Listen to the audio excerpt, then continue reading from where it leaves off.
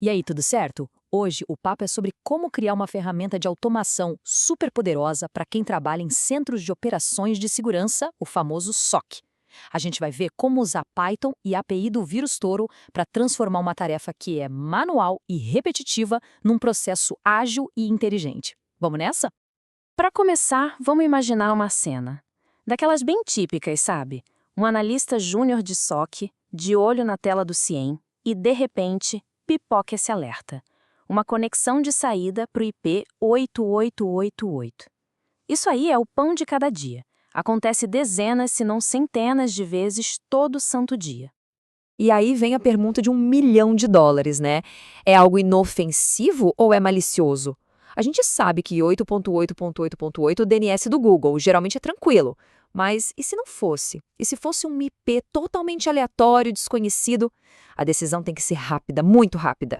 Porque em cibersegurança, o tempo é o nosso maior inimigo.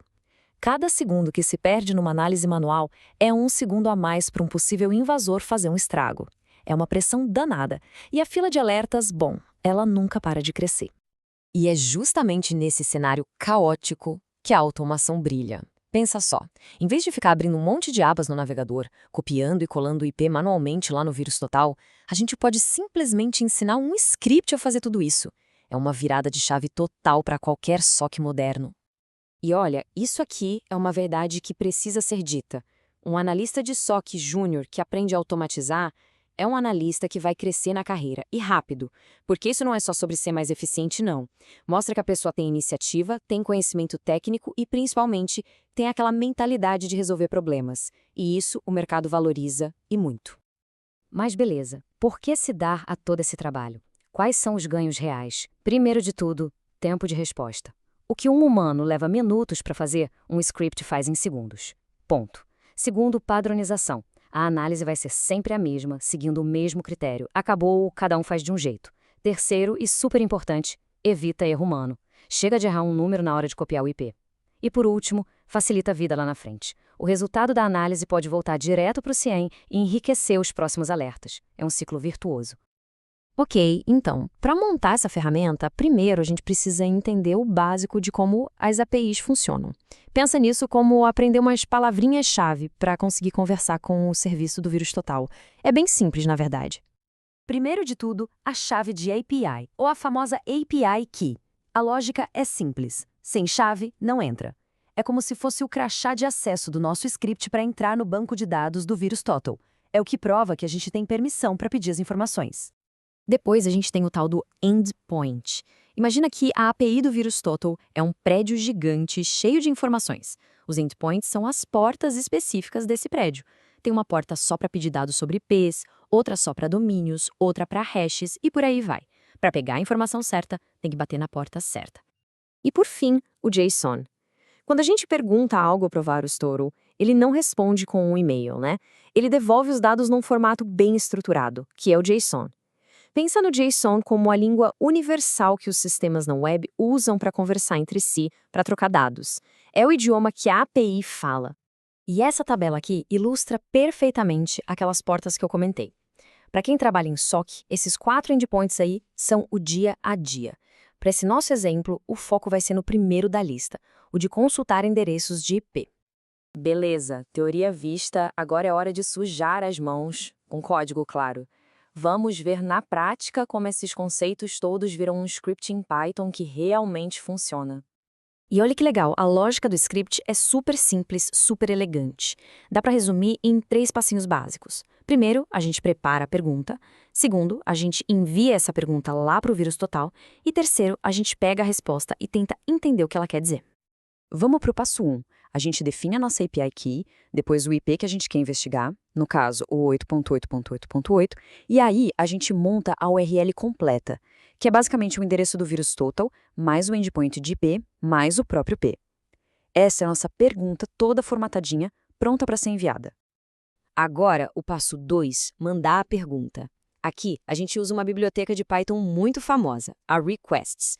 A gente cria o que se chama de cabeçalho, ou headers, que é onde a nossa API Key vai para provar quem a gente é.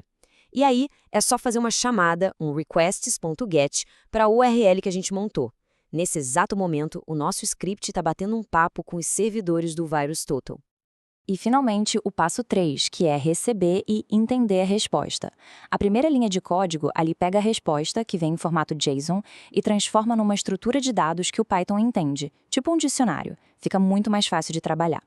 A segunda linha vai direto ao ponto. Ela navega dentro dessa estrutura toda para pescar a informação que a gente mais quer, as estatísticas da última análise. Mas, ter os dados é só metade do caminho. O verdadeiro poder da coisa toda é usar esses dados para tomar uma decisão de segurança, uma decisão inteligente e rápida. E essa aqui é a joia da coroa, a informação que a gente extraiu. A resposta do VirusTotal está dizendo o seguinte: de todas as ferramentas de antivírus que olharam para esse IP, 73 disseram que ele é inofensivo, 0 disseram que é malicioso e 0 que é suspeito. Bem direto ao ponto. E o que a gente faz com esses números? A gente transforma numa lógica de decisão, uma lógica de SOC. É um fluxo bem simples. Se o número de malicious for maior que 0, já acende o alerta vermelho. Se não for, a gente checa se o suspicious é maior que 0. E se nenhum dos dois for, aí a gente pode respirar aliviado. Então, no primeiro cenário, se a contagem de malicious for qualquer coisa acima de 0, não tem nem o que discutir. O veredito é um só: IP malicioso, ameaça confirmada. O script já tem que gritar, gerar um alerta de prioridade máxima. A ação aqui é escalar na hora para um analista sênior, ou já começar o protocolo de resposta a incidentes. Agora, no segundo cenário, se a contagem de suspicious for maior que 0, a coisa fica meio cinzenta. Não é uma ameaça confirmada, mas também não dá para dizer que é limpo. O certo a se fazer aqui é gerar um alerta de prioridade média para alguém investigar com mais calma e talvez colocar esse IP numa lista de monitoramento especial. E, por fim, o resultado que a gente mais vai ver, que é o caso do nosso 8888. Se tanto a contagem malicious quanto a suspicious forem 0, o script pode carimbar IP limpo. O analista fecha o alerta com total confiança e, o mais importante, já parte para o próximo da fila. Isso sim é eficiência. E é isso. Com algumas poucas linhas de código, um processo que era manual, chato e lento, virou uma decisão automatizada baseada em dados concretos. Vimos como fazer isso para um único IP, mas o céu é o limite. O script poderia ler uma lista de IPs de um arquivo de texto ou até se plugar direto na fila de alertas do CIEM. A pergunta que fica no ar é: o que mais dá para automatizar a seguir?